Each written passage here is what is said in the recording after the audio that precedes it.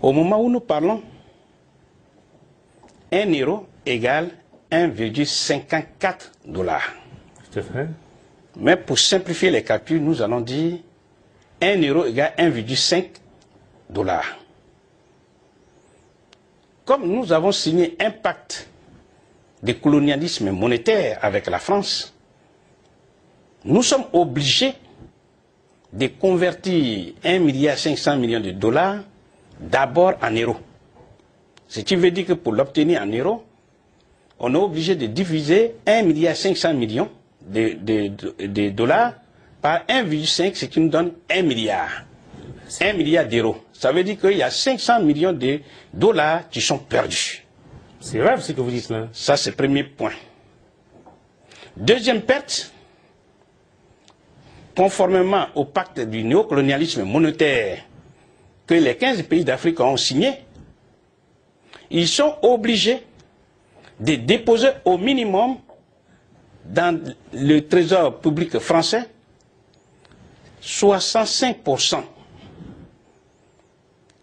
pour avoir lutté ceux qui sont de la BCAO, l'Afrique, comment on appelle, de l'Ouest. L'Afrique de l'Ouest, oui. Eux, pour eux, c'est ramené à 50%. C'est-à-dire, 1 milliard divisé par 50%, pour ne pas dire la moitié, ça fait donc 500 millions d'euros. Le reste est perdu. Pourquoi je dis perdu? Parce qu'on fait comprendre aux Africains que les 500 millions, c'est-à-dire la moitié qui vient de déposer au trésor public français, ce qu'on appelle les comptes d'opération. C'est ce qu'on appelle les comptes d'opération, eh bien c'est pour les Africains. En réalité, c'est un leurre. C'est du vol scientifiquement organisé par l'ancienne puissance colonisatrice, c'est-à-dire la France, qui en fait n'a jamais décolonisé, qui n'a jamais régné, qui n'a jamais renoncé à ce passé ignominieux, qui avilit non seulement les Africains, mais aussi le peuple français, au nom duquel son gouvernement fait ce qui est inadmissible. Les comptes d'opération. Si vous voulez, on pourrait toujours revenir dessus pour ceux qui, pour la première fois, découvrent tout à fait ce système odieux. Qu'est-ce que ça veut dire? D'abord, peut-être pour aller plus loin, il faut dire, dans tous les pays du monde qui sont indépendants, souverains, la monnaie que ces pays-là utilisent relève de la compétence exclusive du Parlement, c'est-à-dire des représentants du peuple. Ou du peuple lui-même. Du peuple lui-même. Prenons le cas de la France, qui avait sa monnaie et qui a accepté d'utiliser l'euro, c'est-à-dire la devise européenne. Mais pour y parvenir, il a fallu consulter le peuple français. Par référendum. Par référendum en congrès. Et c'est le peuple souverain, en toute souveraineté, a dit que nous rejetons notre ancienne monnaie, le franc français, et nous prenons l'euro comme notre propre monnaie. Dans le cas des pays africains de la zone franc CFA, ce n'est pas le cas. Parce que le franc CFA, qui veut dire le franc des colonies françaises d'Afrique. Encore aujourd'hui. Encore aujourd'hui, on essaie de maquiller en disant le franc de la coopération financière en Afrique, etc. Je ne rentre pas dans ce débat. Parce que le problème est trop sérieux. Il faut informer rationnellement nos compatriotes qu'on maintient volontairement dans l'ignorance pour mieux les piller.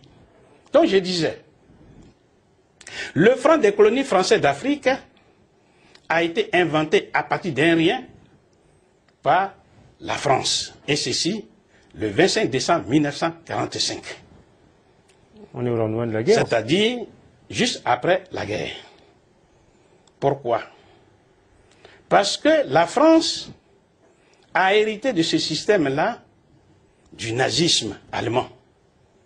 Parce que pendant que la France était occupée par les Allemands ont créé un marque qui était utilisable uniquement dans les territoires que cette Allemagne occupait, notamment en France. Ils ont dû également l'utiliser alors en Afrique, au Togo, au Cameroun. Par exemple. Mais je veux me polariser sur ce problème pour mieux faire comprendre à nos compatriotes le problème réel. D'accord. Donc, les Allemands ont utilisé ces marques, je dirais coloniales, ici en France, mais qui n'a pas cours légal en Allemagne. C'est-à-dire que ce n'est pas utilisé en Allemagne. Et pendant que l'Allemagne inventait ces marques-là, un marque était égal à 10 francs français. Et quand elle a inventé ce marque coloniale, elle l'a mis à partir d'un rien, de façon autoritaire, un marque égale 20 francs français. C'est-à-dire qu'il y a eu une dévaluation. Une dépréciation. Une dévaluation 100%. Puisque du simple, on passe au double. Et vous remarquerez, en 1994, c'est la photocopie conforme que la France a fait sur les Africains. C'est-à-dire, on est passé d'un franc français, qui était égal à 50 francs CFA, à 100 francs. Donc il y a eu une dévaluation, non pas de 50%, mais de 100%. Là encore, il y a eu une mystification du langage de la France, et on a fait comprendre à tout un continent que la dévaluation était de 50%. Passons. Mais je reviens sur ce problème. Pourquoi la France avait inventé donc cette monnaie? C'était justement pour deux objectifs précis. Parce que quand la France a inventé ce franc des colonies françaises pour l'Afrique, et le franc des colonies, ces colonies qu'elle a dans l'océan Pacifique, on remarquait d'abord au passage qu'il s'agit tous des peuples noirs qu'elle avait colonisés et qu'elle continue de coloniser, mais sous des formes pour endormir la conscience des peuples noirs. Donc, en inventant cela, sortant de la guerre, elle avait deux possibilités. Première possibilité, utiliser l'arme militaire pour reconquérir son empire colonial qui s'était tourné vers le reste du monde. C'est-à-dire les produits africains avaient accès au marché sud-américain, par exemple, parce que la France était occupée. À peine libérée, eh bien, il lui fallait reconquérir son marché, ses marchés captifs d'Afrique. Se reconstruire. Et pour ça, elle a donc créé cette monnaie, le franc des colonies françaises. Et elle a dit, un franc français, puisque le franc français venait d'être dévalué après les accords de Bretton Woods de 1944, qui a réuni 44 pays. La France est sortie affaiblie de la guerre. Donc, sa monnaie a été dévaluée. C'est-à-dire de 1 dollar qui était égal à 50 francs français, c'est passé à 119,70. Ça, c'est parti. Donc, quand elle a créé, normalement, le franc français qui circulait dans les colonies devrait aussi être dévalué. Mais elle ne l'a pas fait. Pourquoi? Elle a dit, le franc des colonies françaises, pour 1 franc CFA, on a 1,70 francs français. Donc le franc CFA est plus lourd. 3 ans plus tard, en 1948, eh bien, la France a encore réévalué le franc CFA, au point que 1 franc CFA est égal à 2 francs français. Quel était l'objectif poursuivi? Eh bien, d'abord, en donnant ce pouvoir d'achat de façon artificielle aux Africains, la France ne poursuivait pas un but humanitaire. Elle empêchait par ce jeu-là, les produits africains devenaient plus chers. Donc, ne pouvaient pas accéder aux autres marchés où, justement, les Africains avaient accès.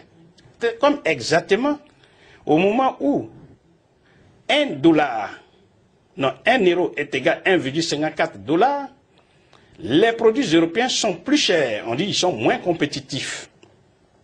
Donc, les États-Unis d'Amérique s'entourent, font ce qu'on appelle le protectionnisme monétaire, puisque les produits européens ne peuvent pas y pénétrer puisqu'ils sont trop chers. Donc, ils retournent. On reviendra dessus. Donc aujourd'hui, qu'est-ce qui se passe? Disons, à cette époque, la France avait fait ce protectionnisme-là. Bien. Et les Africains étaient contents d'avoir un grand pouvoir d'achat. À la veille des indépendances, précédemment en 1958, la France change de stratégie. Elle ne peut pas être quand même la colonie de ses colonies.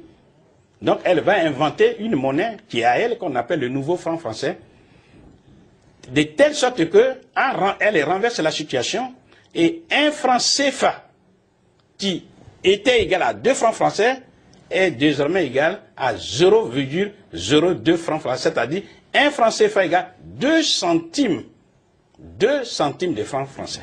On commence à inverser la tendance. Voilà, elle a inversé la tendance. Et c'est resté comme ça, de 1948 jusqu'à la dévaluation de 1994, où maintenant, 1 franc français, non, 1 franc CFA est égal à 1 centime, un seul franc, 1 centime de franc français.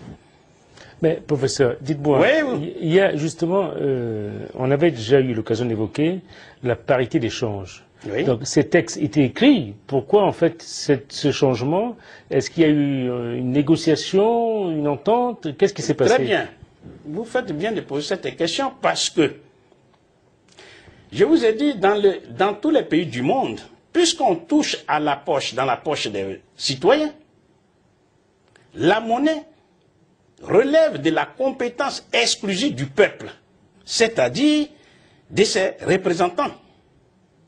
Oui. Or, il n'existe nulle part, dans les 15 pays africains, il n'existe nulle part dans leur constitution un acte législatif qui crée ou qui reconnaît le franc CFA comme étant leur monnaie.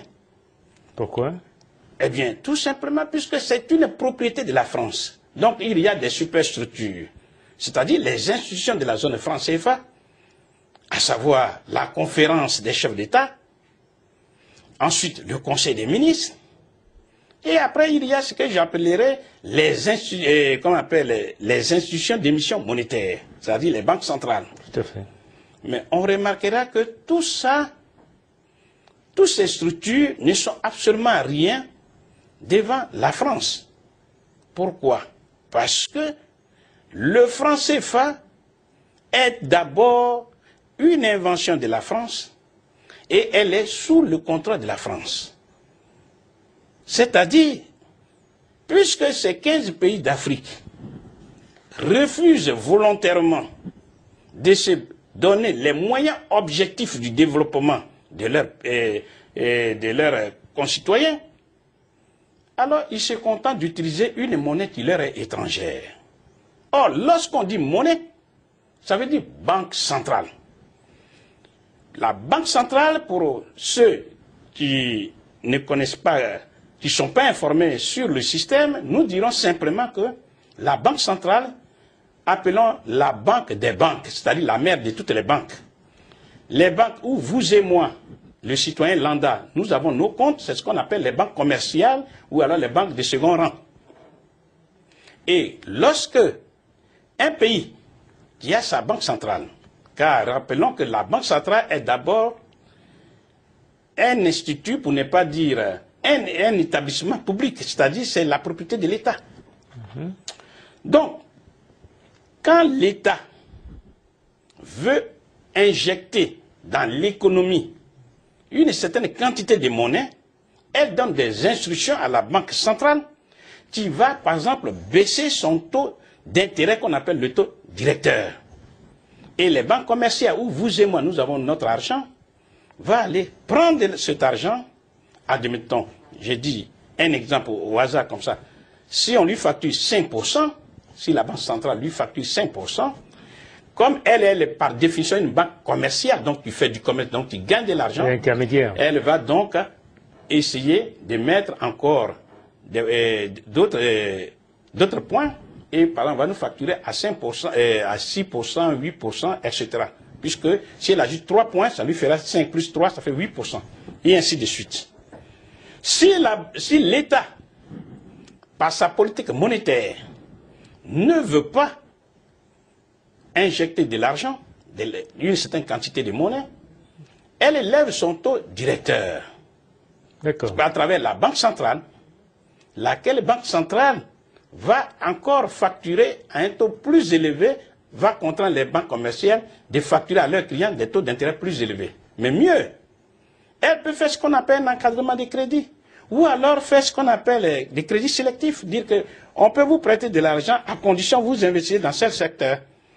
Et il y a des moyens, il y a plusieurs moyens. Je ne voudrais pas passer le temps à expliquer tout ça à des téléspectateurs pour lesquels j'ai écrit. De toute façon, nous les renvoyons dans le livre. Ils auront l'occasion de découvrir tout cela. Oui, donc, professeur, vous avez parlé du cours de l'euro qui s'envole, en fait, en ce moment, qui pourrait atteindre, en fait, les 1,54. Il est actuellement à 1,54. Il pourrait atteindre, en fait, 2 $.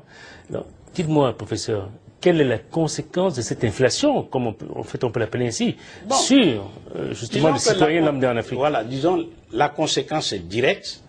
Nous allons faire une supposition, et cette supposition, elle peut se réaliser après. On va supposer que 1 euro égale 2 $. Et comme je l'ai dit, puisque ces 15 pays d'Afrique ont refusé l'indépendance monétaire, sont obligés de convertir d'abord en euros. Donc, s'ils ont fait une recette, admettons, de 2 milliards de dollars, ils passent d'abord par l'euro, donc ils vont diviser par 2. Parce que leurs ventes se font en dollars. Parce que la vente se fait en dollars. D'accord. Donc, ils vont convertir en dollars, non, en euros, et ils vont avoir non pas 2 milliards, mais 1 milliard. Du coup, ils ont perdu 1 milliard de dollars. Dans l'hypothèse où 1 euro égale 1 dollar. C'est incroyable cette affaire. Et c'est pas fini. Une fois ils ont ce milliard d'euros, ils vont déposer la moitié dans les comptes d'opération. Ah oui, pour garantir leurs achats. Voilà. C'est-à-dire que là encore, il y a ce que je pourrais appeler un mensonge scientifiquement élaboré par la France, puisque quand on parle de ce problème, les gens disent, mais la France garantit notre monnaie. Non. Ceux qui vont lire le livre auront le temps de comprendre. La France ne garantit rien. Ce sont les Africains eux-mêmes qui garantissent leur monnaie. Leur prétendue monnaie, je voudrais dire. Parce que qu'est-ce qu'on entend par le mot garantie, en fait? Il y a dans le franc CFA, il y a ce qu'on appelle les 4 principes. Le principe de la libre convertibilité. Oui, tout à fait, on a dit ça. Des CFA, hier en francs français et maintenant en dollars, non, en euros. On dit la France prend l'engagement, s'engage à garantir cette libre convertibilité. C'est ça, on reviendra dessus. Deuxième principe, c'est le principe de la fixité des parités. C'est-à-dire, entre le franc français, non, hier, et le franc CFA, il y a une parité, il y a un taux de change fixe. Aujourd'hui, c'est l'euro et le franc CFA. Troisième principe, c'est le principe de la centralisation des champs qu'on appelle les comptes d'opération. Et enfin, le quatrième principe, c'est ce qu'on appelle le principe de la libre transférabilité des capitaux des pays de la zone franc CFA vers la France et le reste du monde. Ces 4 principes, d'une part, et les institutions dont j'ai parlé plus haut, c'est-à-dire la Banque centrale, ont été conçus à l'époque coloniale et tous convergent vers un même objectif, c'est-à-dire piller les richesses de l'Afrique au profit de la métropole. C'est ça.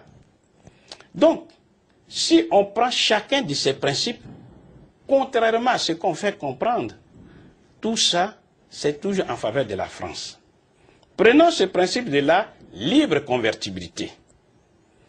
Si c'est pour convertir les francs CFA en euros, hier en francs français et en euros, on ne voit toujours pas quel est l'intérêt des Africains à vouloir hypothéquer leur avenir.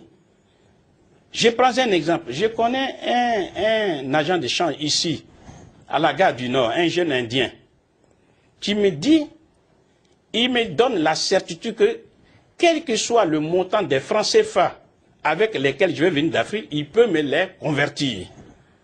Il me donne la garantie qu'il peut les convertir moyennant perception des commissions, ce qui est normal. Tout à fait. C'est ce que la France a fait. Cette opération commerciale, est-ce que pour ça, on a besoin vraiment de se rendre ridicule jusqu'à même se laisser exploiter? Dépouiller. Dépouiller. Maintenant, l'autre phase qu'on dit, la France garantit, parce que il y a possibilité pour les pays africains d'avoir un débit illimité, c'est-à-dire ils ont des comptes ici, qu'on appelle les comptes, ce sont des comptes courants, qui sont ouverts au Trésor public français, et qui peuvent être débiteurs de façon illimitée. Là encore, c'est un mensonge. On les soupçonne d'être des mauvais gestionnaires. Non, c'est un mensonge parce que si votre banquier vous dit que vous pouvez avoir une ligne de crédit illimitée, ça veut dire que vous ne pouvez même pas aller chez un autre banquier puisque là, vous pouvez aller prendre des crédits de façon illimitée en plus. Ce qui n'est pas le cas. Il y a partout des créanciers des pays africains, de la zone franc CFA. Ça veut dire que ça, c'est encore un mensonge scientifiquement élaboré. Et je crois que ceux qui vont lire le livre auront le privilège de voir tous les détails. Ça, c'est le premier point. Le principe de la fixité des parités, c'est ça qui tue aujourd'hui les Africains. Puisque partout on chante, on glorifie la France en disant que voilà, grâce à la France, on a une monnaie forte. Grâce à la France, eh bien, on a une monnaie qui ne perd pas de la valeur, etc. Ouais. Il ne fluctue pas. Nous disons que tout ça encore, c'est de la mystification inutile, qui est là pour encore maintenir les Africains dans la dépendance. Pourquoi? Les pays du Maghreb, prenons le Maroc, prenons le cas de l'Algérie et tous ces pays-là.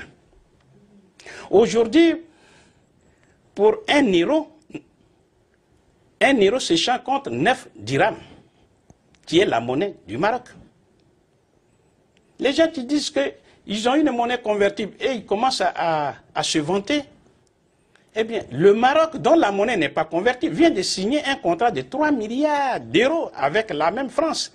Et je rappelle que, contrairement à ce qu'on leur fait comprendre, que c'est parce qu'on a une monnaie convertie que ça va faire appel à des investissements directs étrangers qu'on appelle les IDE.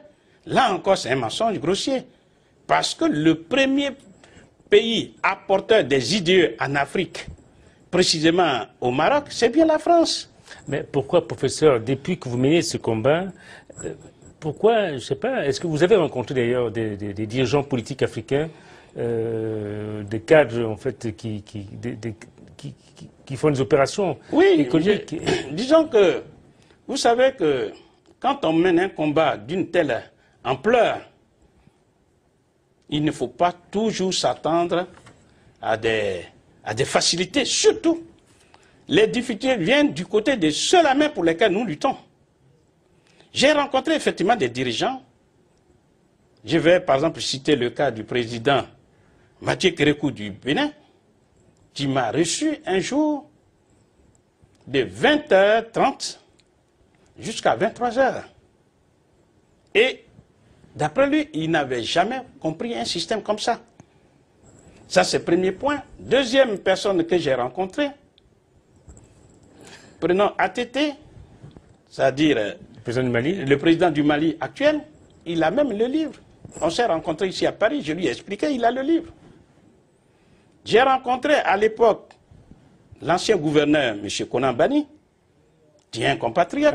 J'ai été à Dakar, je lui ai donné le livre, il n'était pas là, on s'est rencontrés ici à Paris, et je lui ai rappelé, il a dit, ah, c'est toi qui as écrit le livre.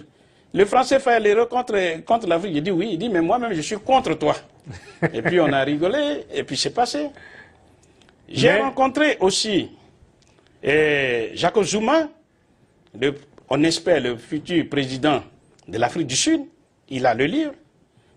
Bon, je mène le combat, je fais ce que je peux pour dire, nulle part, on ne voit nulle part sur la terre un pays qui est sérieusement développé sans son indépendance monétaire. Ça n'existe pas. Pourquoi? Parce que l'indépendance politique et l'indépendance monétaire ou la souveraineté monétaire constituent les deux faces de la même médaille. Parce que c'est en utilisant sa monnaie qu'on permet au génie inventif, aux forces du travail de se mettre en mouvement de création des biens et services. C'est sur cette invitation... Et ce n'est que seulement cela qu'on peut affermir, on peut d'abord acquérir l'indépendance économique qui elle-même va raffermir l'indépendance politique. Tout le reste, c'est du mensonge. Merci, professeur. C'est sur cette invitation, justement, à réaffirmer cette indépendance monétaire, monétaire et politique, que nous allons donc clore ce rendez-vous du Club Melvic. Et je crois que, certainement, professeur, on aura encore besoin de vous pour une autre émission, parce que celle-ci, en fait, s'achève malheureusement. Et une fois de plus... Pour le livre. Pour le livre, en tout cas, j'invite ceux qui veulent rencontrer le professeur, en fait, Nicolas Gbowou, à venir au Salon du Livre à la Porte de Versailles, donc du 14 au 19 mars. Mais aussi, voilà, une fois de plus, sur le site menebic.com, vous aurez l'occasion de converser avec le professeur Nicolas Gbowou. Le franc CFA et l'euro contre l'Afrique. Merci une fois de plus et à bientôt. Merci. Merci de m'avoir invité.